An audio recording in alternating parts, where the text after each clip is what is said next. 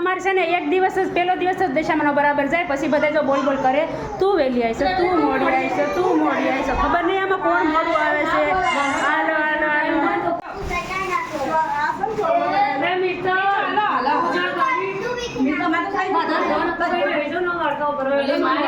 Hello, આજે દશામાનો બીજો દિવસ છે અમારે. બોલો દશા માત કી જય.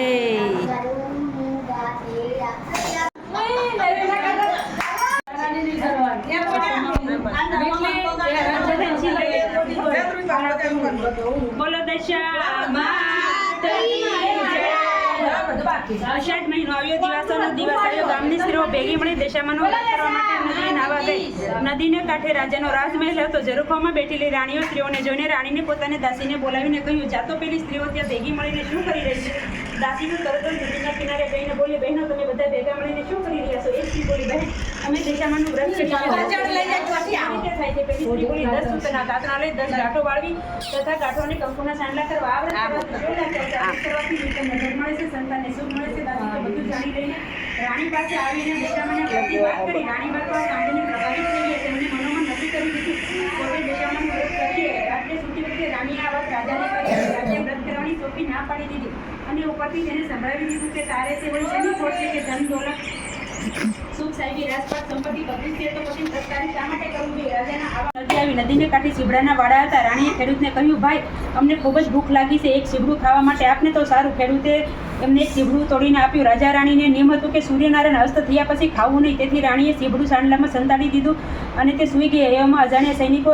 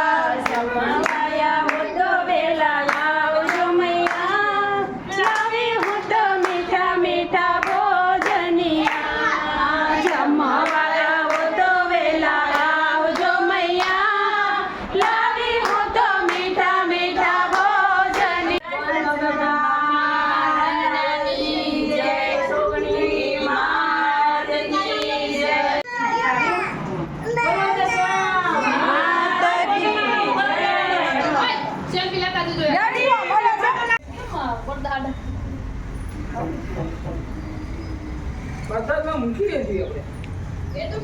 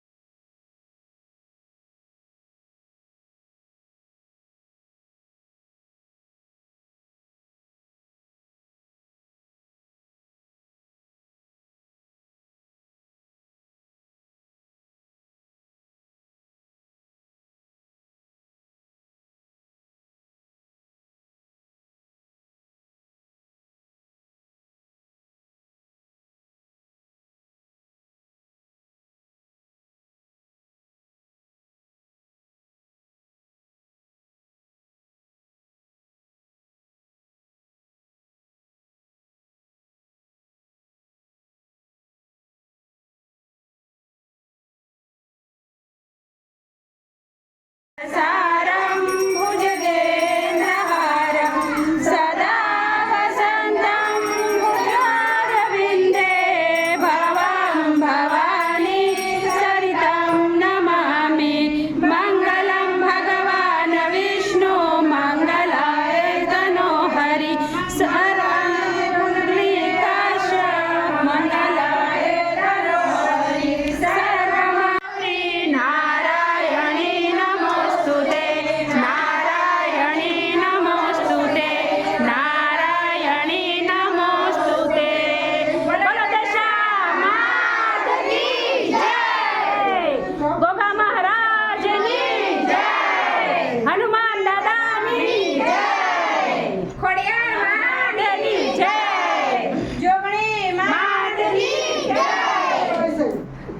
માતા બધા માતા છે બોલો જય શ્રી